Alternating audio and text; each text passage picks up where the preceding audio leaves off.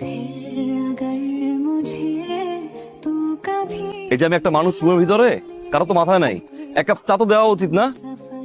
আপনার চা চিনি তো হয় নাই। এবার দেখেন তো। কি মিষ্টি। এবার একটা জরুরি ব্যাপারে আসছি। যা কইবেন সরাসরি কয়। বলছিলাম কি, নিশি মামনি আর প্রত্যয়কে জোড়া মিলিয়ে দিতে চাই। আব্বা, আপনি কোনো চিন্তাই করেন না, আমি নিশিকে ম্যানেজ করে ফেলবো। না, আলহামদুলিল্লাহ। যদি পারো বেশি ছুটি নিয়ে ঈদের আগে আগে এসে পড়িস।